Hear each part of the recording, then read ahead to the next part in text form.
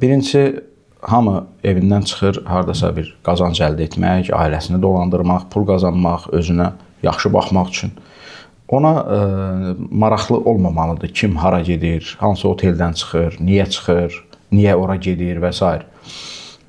İndi bizə məlumatlar gəlir ki, xüsusən hansısa otelə gedən xanıma, məsələn, taksi aparanda başlayır yolda belə ifadələr işlətməyə ki, bu otelə gedirsə, deməli, mən də buna belə deyək də təklif edə bilərəm, görüşə bilərəm, münasibət qura bilərəm və hamı eyni tipdə deyil və siz taksi sürücüsü olaraq onunla o cür kontakta girməyə heç bir ixtiyarınız yoxdur. Taksi sürücülərinin böyük əksəriyyəti demək olar ki, təlimlərdən keçib. 5 günlük təlim keçib və bu təlimlərdə də onlara etik davranış qaydaları öyrədilib. Və bu etik davranış qaydalarında da birbaşa göstərilir ki, müştəri səninlə ünsiyyət qurmursa, səndən nəsə soruşmursa, sən ondan nəsə yol boyu nağıl danışmağın, nəsə təklif eləməyin, öz fikirlərini ona təlqin eləməyin lazım deyil, yersizdir. Bax, bu cür negativlərin qarşısını almaq üçün qanuna da salındı ki, taksi fəaliyyəti ilə bağlı müəyyən hədlər müəyyənləşdirilir. Bu hədlərdən biri də taksi avtomobillərində kameraların quraşdırılması məsələsidir. Yəni, həm salonu, həm önü çəkən kamera. Yəni, salonda nə baş verirsə, o kamera onu qeydə almalıdır. İndi, bax, belə hərəkətlər eləyən taksi sürücüləri ona gətirib çıxaracaq ki, axırda qəti tələb qoyulacaq ki, yəni, imkanın var, yoxdur, dəxli yoxdur. Get, kameranı al, quraşdır. Və kamera sən xidmətdə olduğun müddətdə bütün prosesi çəkməlidir. Burada indi bu dünənləri biz sosial şəbəkə hesablarından gördük. İnsanlar müraciət edirlər ki, o qadınlar polisə işləyir, şər atırlar, sürücünü ilişdirmək üçün çıxıblar yola. Yəni, sürücü niyə ona imkan yaradır ki, o xanım onu çəksin, paylaşsın? Yəni, belə deyək də, biraz gülməli çıxacaq, tamahını saxla da, yəni, o kiminəsə danışır və yaxud da sənə ünvan deyir ki, məni harasa apar, hansı otelə apar, hansı oteldən gəl götür. Sən yəni mütləqmi ona nəsə təklif eləməlisən? Baxın, bunlar hamısı ictimailəşir, bunlar hamısı cəmiyyətə təqdim olunan informasiyalardır. Bunlar onun, belə deyək də, şəxsiyyətinə kölgə salan hərəkətlərdir və mən istəmirəm ki, digərləri də onların vəziyyətinə düşsün. Ona görə bu canlı yayımı açdıq və istəyirik ki, insanlar bundan xəbərdar olsunlar ki, belə hallara məruz qalmamaq üçün müştəri ilə sadəcə rəsmi ünsiyyət qurmaq lazımdır. Ona görə də bu məsələyə aid fikirlərimizi dedik və ümid edirik ki, taksi sürücüləri üçün faydalı olacaq. Ola bilər ki, var belə qadınlar məqsədli şəkildə bu görüntüləri çəkirlər, yayırlar. Çalışın, tora düşməyin. Var, ola bilər. Azərbaycanda, dünyanın hər yerində bu cür variantlar ola bilər. Sən tora düşmə, eləmə. Yəni, bu qədər informasiyalar sosial şəbəkələrdə yayılır. 5-i tutuldu, 6-sı tutuldu, 7-si tutuldu. Dünən 1, bugün 2. İnanırsınız ki, sırağa gün 3-ünü, ikisini bir yerdə paylaşmışıq. Daxili İşlər Nazirliyindən məlumat gəlib. Demək olar ki, bu həftə ərzində hər gün bu informasiyaları almışıq. Ona görə belə deyək də, siz də bu tora düşməyin. Bu informasiyaları paylaşın, digər sürücülər də agah olsun. Bəlkə doğrudan da məqsədli şəkildə minirlər, taksi sürücüsünü yoldan çıxardırlar, amma paylaşanda videonun o hissəsini paylaşmırlar. Mən çox istəyərdim ki, əgər belə hallar varsa, polis bu məsələni belə deyək də, sonuna qədər araşdırsın. Çəkib videosunu, videonun əvvəl hissəsini göstərsin. Sürücü əgər şübhələnirsə ki, müştəri onu şərləyir, o zaman zəhmət olmasa kameranı alın, registrator formasında həm salonu çəkən, həm önü çəkən registratoru alın, quraşdırın avtomobilinizə. Xüsusən də qadınlar minəndə avtomatik işə salın, qoyun işləsin. Yəni, daimi işləsə daha yaxşı, çünki qanun tələb edir ki, daimi işlək vəziyyətdə olmalıdır. Amma qadın əyləşirsə və xüsusən otelə aparırsınız, oteldən gətirirsinizsə, mütləq işə salın. Çünki sonra o sizi şərləyəndə sizin də əlinizdə bir görüntü olsun ki, əslində belə olmayıb, söhbəti o başlayıb, qıcıqlandırıb, nə bilim, olur da, indi kişidir, bir söz atıb, qadın siz ona cavab vermişsiniz, o onu çəkir, başqa formada təqdim edir ki, bu sürücü mənə belə dedi. Amma onun əvvəlini də göstərmək lazımdır ki, niyə elə dedi. Ona görə mən təklif edirəm ki, taksi sürücüləri bizim bu səsimizi eşitsin, kameraları alsınlar, registratorlarını quraşdırsınlar avtomobilə və belə hallar baş verəndə də onlar da arqument olaraq görüntünü ortaya qoysunlar ki, belə deyək də, əslində söhbət necə olub. Yəni, ta qədimdən deyilən bir sözdür də, qadının şərindən, yəni, ən ağır bir şey yoxdur. Bir kişi üçün qadının şərindən daha ağır bir şey yoxdur. Daha ağır bir ittiham yoxdur. Və kişi onu sübut edib, özünü təmizə çıxarana qədər də abır həyası əldən gedir. Yəni, biz açıq şəkildə söhbət edirik ki, sürücülər bunu başa düşsünlər. Ona görə özünüzü qorumaq üçün registratoru alın. Mənim şəxsən öz avtomobilimdə, şəxs avtomobilimdə var. Salonu da çəkir, arxanı da çəkir, önü də çəkir. Yəni, şərləyən təkcə qadın olmur ki, başqa kişi də olur. Gəlir özünü sürtür maşına, yıxılır yerə, deyir ki, sən məni vurdun. Belələri ilə mübarizə aparmaq üçün mütləq bu video qeydiyyat cihazı lazımdır və taksi sürücüləri üçün qanunla lazımdır. Qanun bunu tələb edir. Baxın, bir daha xatırladım. Avtomobil nəqliyyatı haqqında qanuna dəyişiklik edildi. Taksi daşımaları ilə bağlı qaydalar müəyyənləşdi və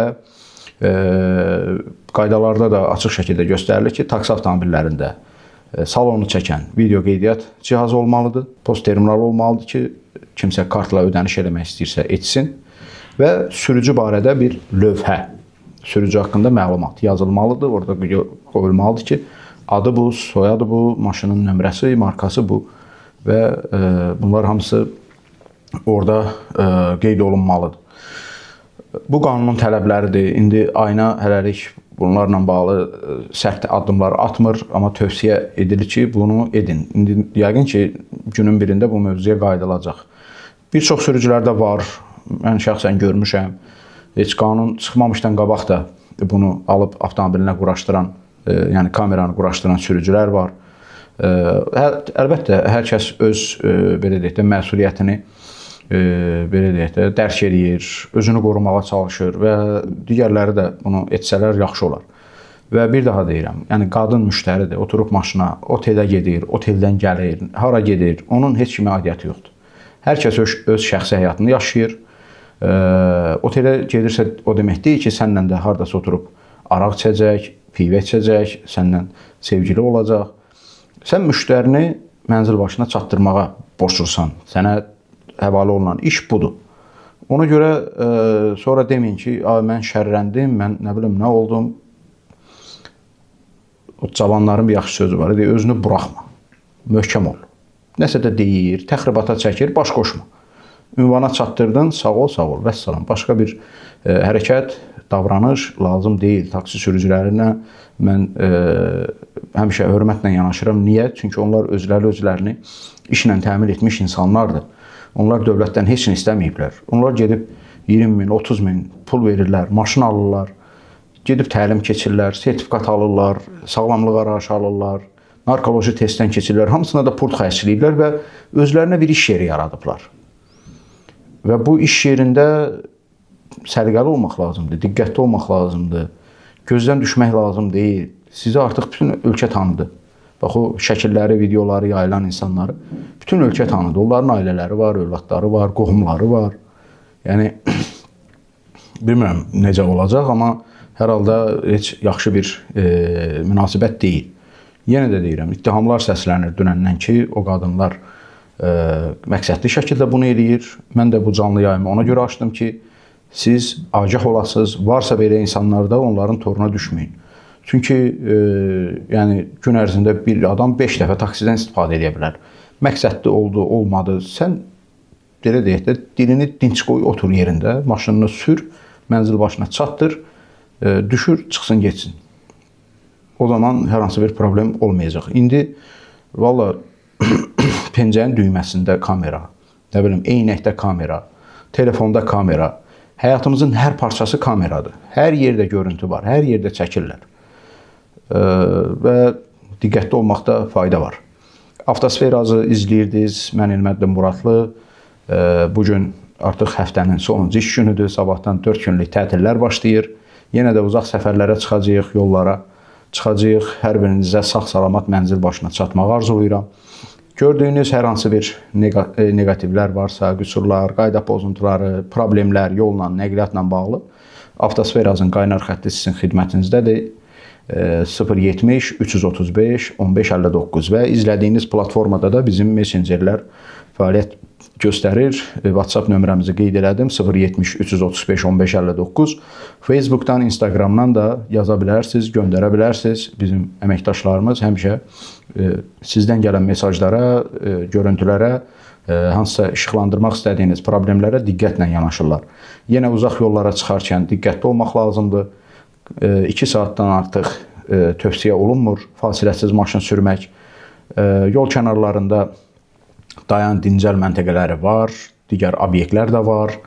Hətta stasionar postlarda belə gecə yola çıxırsınızsa, əgər problem yaşayırsınızsa, yol polisi də dəfələrlə müraciət edib ki, saxlayın, dincəlin, istəyirsiniz su versin, maşınınızı təhlükəsiz yerdə saxlayıb dincəlmək istəyirsinizsə yatın, dincəlin.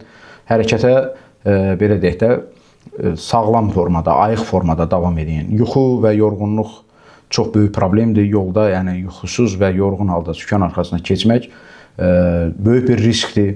Düzdür, demirəm hər dəfə təhlükə yaradır, amma bir gün olur. Ona görə gəlin bu qaydalara da əməl edək, sürət həddinə əməl edək. Radar olmayan yerlərdə biabırçı formada sürət həddini aşmayaq. Kamera olmayan yerlərdə ötmə manevr qaydalarını pozmayaq. Sərt döngələrdə, görüntü məhdudiyyəti olan ərazilərdə təhlükəli manevrlər edib qarşı yola çıxmayaq. Xüsusən də o belə deyək də manyakcasına yola çıxan sürücülər var. Sanki adam öldürmək üçün belə deyək də bu yola çıxıblar və bundan həzz alırlar. Siz ötmə əməliyyatına çıxırsınız, qarşıdan da maşın gəlir. O da məqsədli şəkildə sizin qarşınızdakı maşından söhbət gedir. O da məqsədli şəkildə sürəti artırır ki, siz ötə bilməyəsiniz, qarşıdakı ilə toqquşasınız. Bax, belə parazitlər var. Çox təəssüflər olsun ki, aramızda belə insanlar yaşayır. Ona görə də diqqətli olmaq lazımdır. Xüsusən piyadalara qarşı diqqətli olaq. Yolu keçirlər, hardan gəldi keçirlər. Maşınlar əks istiqamətdə tıxac, sıxlıq varsa mütləq sürəti azaltmaq lazımdır. Çünki hansı maşının arxasından, qabağından kimsə yola atılacaq bunu bilmirik. Hər an hər şey ola bilər. Gəlin diqqətli olaq, bir-birimizə hörmətlə yanaşaq, əsəb, gərginlikdən uzaq olaq. Bir-birimizə irad bildirəndə də bunu xoş qəbul edək ki, hər halda qarşıdakı insan səni düşünərək bunu deyir. Mən şəxsən kiməsə irad bildirirəmsə dostcasına və normal qaydada soruşuram ki, bəlkə nəsə problemi var. Nə olur ki, məsələn deyirsən ki, bəlkə nəsə problemi var, görsən acıqlanır, əsəbləşir, amma bunu normal qəbul etmək lazımdır. Bəlkə adam sənə kömək eləmək istəyirsən, yuxuluyursan, 8 əzə gedirsən, adam soruşur ki, nəsə problem var. Bax belə, əziz dostlar, gəlin bayramları, bu istirahət günlərini yaxşı keçirək, sağlam keçirək, sağ-salamat gedib ünvana çataq və sağ-salamat da geri qayıdaq. Jetur, gələcəyə toxunmağı sevənlər üçün.